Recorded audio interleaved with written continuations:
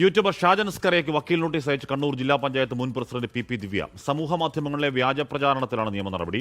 23 തവണ ബനാമി ഇടപാടിനായി പി ദിവ്യ വിദേശയാത്ര നടത്തി എന്നായിരുന്നു പ്രചാരണം. മറുനാടൻ മലയാളി എന്ന യൂട്യൂബ് ചാനലിലൂടെ തനിക്കെതിരെ തെറ്റായ പ്രചരണം, വ്യാജ പ്രചരണം സമൂഹ മാധ്യമങ്ങളിലൂടെ നടത്തി എന്ന് ചൂണ്ടിക്കാണിച്ചുകൊണ്ടാണ് യൂട്യൂബർ ഷാജൻ സ്കറിയയ്ക്ക് ഇപ്പോൾ ഈ വക്കീൽ നോട്ടീസ് പി ദിവ്യ അയച്ചിട്ടുള്ളത്. അതിൽ ഈ വാർത്തയിൽ, അതായത് യൂട്യൂബ് ചാനലിലൂടെ പങ്കുവച്ച വീഡിയോയുടെ കണ്ടന്റായി പറയുന്നത് 23 തവണ വിദേശയാത്ര നടത്തിയിട്ടുണ്ട്. അതായത് ജില്ലാ പഞ്ചായത്ത് പ്രസിഡന്റായിരിക്കെ പി ദിവ്യ 23 തവണ വിദേശയാത്ര നടത്തിയിട്ടുണ്ട്.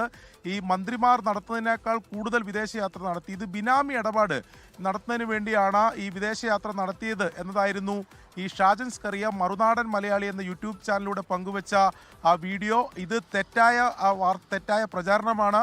താൻ 2 തവണ മാത്രമേ വിദേശയാത്ര നടത്തിയിട്ടുള്ളത്.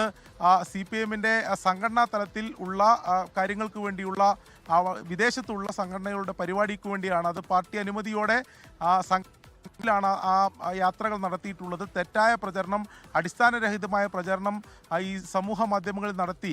അതിൽ ഈ വീഡിയോ പിൻവലിക്കണം, അതോടൊപ്പം തന്നെ 50 ലക്ഷം രൂപ നഷ്ടപരിഹാരം നൽകണം എന്ന് ഉൾപ്പെടെ ആവശ്യപ്പെട്ടുകൊണ്ടാണ് ഇപ്പോൾ ഷാജൻ സ്കറിയയ്ക്ക് ഈ വക്കീൽ നോട്ടീസ് അയച്ചിട്ടുള്ളതില്ലെങ്കിൽ തുടർ നിയമ നടപടി സ്വീകരിക്കും എന്നതാണ് പി ദിവ്യ ഈ വക്കീൽ നോട്ടീസിലൂടെ അറിയിക്കുന്നത്.